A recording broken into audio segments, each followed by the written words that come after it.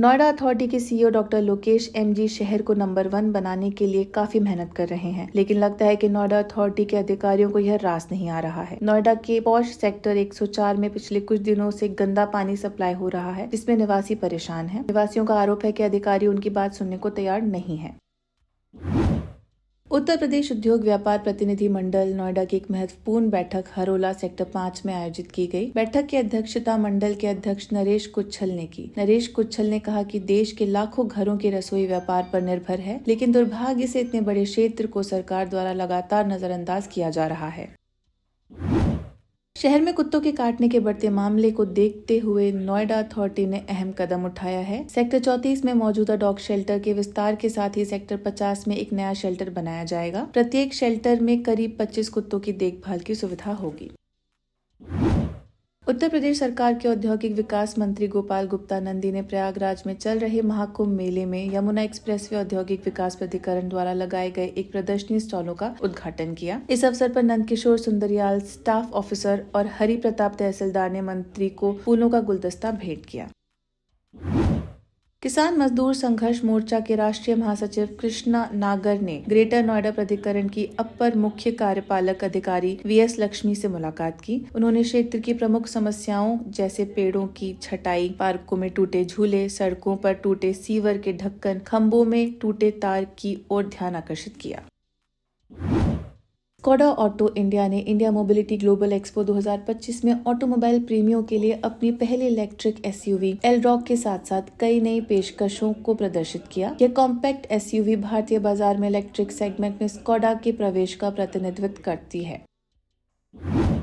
Greater Noida के eco village 1 society में चोरी की वारदात सामने आई है। चोर बड़ी ही चालाकी से बाथरूम की खिड़की का इस्तेमाल कर फ्लैट में घुसे और करीब 15 लाख रुपए के जेवरात और लाखों की नकदी चोरी कर ली। इस वारदात ने सोसाइटी की सुरक्षा व्यवस्था पर गंभीर सवाल खड़े कर दिए हैं।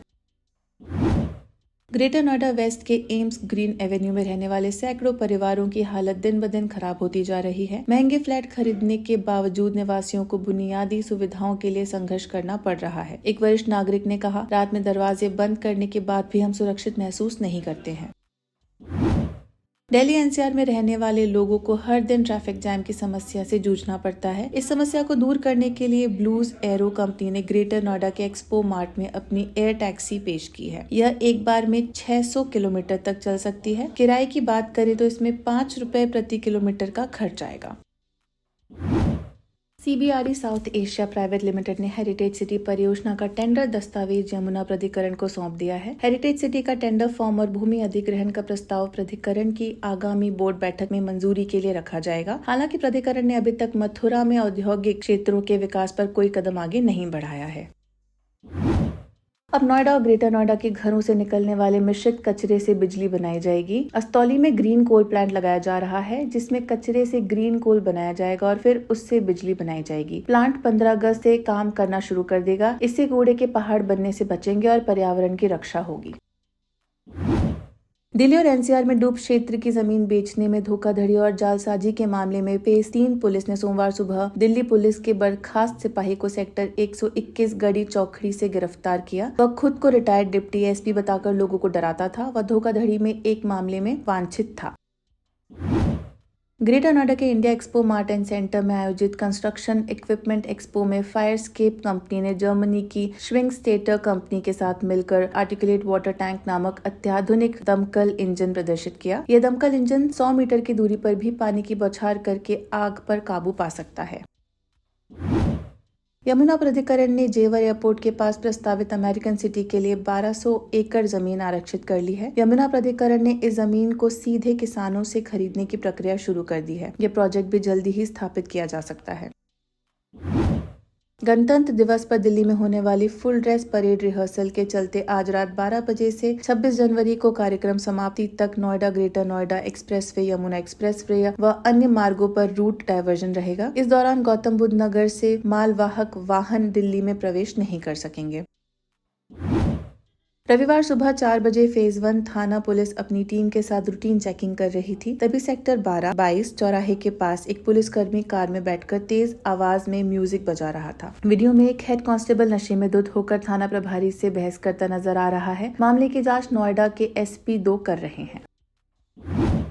यमुना प्राधिकरण के मास्टर प्लान 2041 को दिसंबर में राज्य कैबिनेट से मंजूरी मिलने के बाद अब ओलंपिक पार्क बनाने की तैयारी शुरू हो गई है। इसका नाम ओलंपिक स्पोर्ट्स पार्क होगा। यह स्पोर्ट्स पार्क क्षेत्र के सेक्टर 22F और सेक्टर 23B में बनाया जाएगा।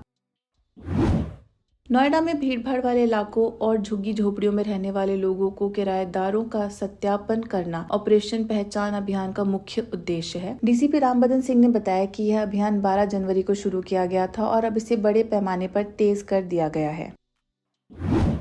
सेक्टर 142 थाना पुलिस ने एक ऐसे गिरोह का भांडाफोड़ किया है जो टैक्सी चालक बनकर यात्रियों का सामान चुराकर फरार हो जाया करते थे। यह गिरोह दिल्ली NCR क्षेत्र में एयरपोर्ट, रेलवे स्टेशन और बस स्टैंड पर यात्रियों को अपना निशाना बनाता था। पुलिस ने गिरोह के 2 सदस्यों को गिरफ्तार किया है। इनके पास से चोरी का सामान, नकदी और ID कार्ड बरामद किया गए हैं।